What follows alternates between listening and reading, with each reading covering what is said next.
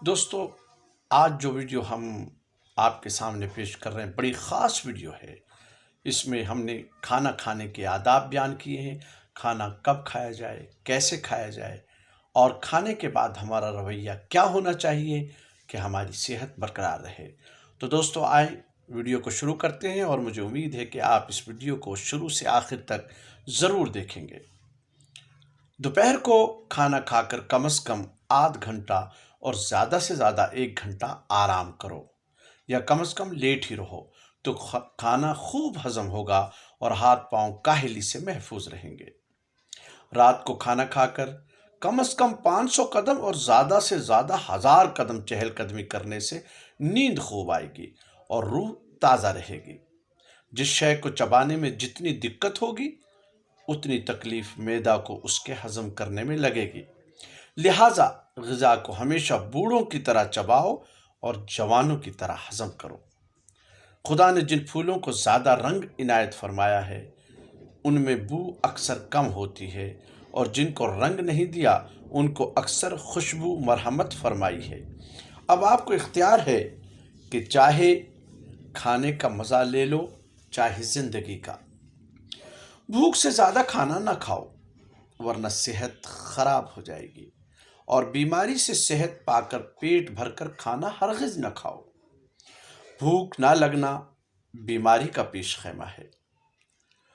قبل ہضم کھانا نہ کھاؤ، یعنی جب تک کھانا ہضم نہ ہو جائے اگلا کھانا نہ کھاؤ، بلکہ بعد ہضم کچھ عرصہ تک معدہ کو آرام دو، تاکہ معدہ خالی رہ کر اپنے اندر حرارت پیدا کرے، ورنہ قوت ہضم خراب ہو جائے گی۔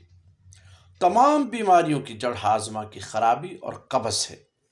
رات کو سوتے وقت نصف گلاس گرم پانی کا پینا قبض کو دور کرتا ہے، اور صبح ناشتہ سے پہلے باسی پانی پینے سے بھی قبض دور ہو جاتی ہے۔ گرم مسالہ اور تیز مسالہ زیادہ کھانے سے معدہ خراب ہو جاتا ہے۔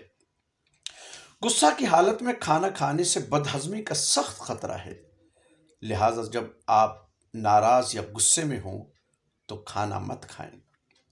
کھانا کھانے کے بعد پیشاب کرنے سے انسان درد گردہ سے محفوظ رہتا ہے۔ پیشاب کو روکنے سے مثانہ کمزور ہوتا ہے۔ دمہ کے مریض کو رات کو غذا نہ دو۔ ہیضہ میں خوراک دینا زہر ہے۔ حکمہ کا قول ہے کہ جن انگریزی مہینوں میں رے کا حرف نہیں، ان میں مچھلی کھانا مضر ہے۔ اگر کھاؤ تو کم کھاؤ، یعنی مئی، جون، جولائی اور اگست میں مچھلی سے پرہیز کرو۔ واضح رہے کہ یہی 4 ماہ زیادہ گرم ہوتے ہیں۔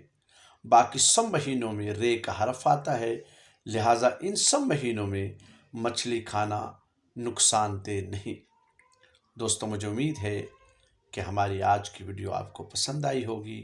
اگر ویڈیو آپ کو پسند آئی ہے تو ہمارے چینل کو سبسکرائب کریں، لائک کریں، اور بیل کے بٹن کو دبانا نہ بھولیے، تاکہ ہماری اگلی ویڈیو بھی آپ تک پہنچ جائے۔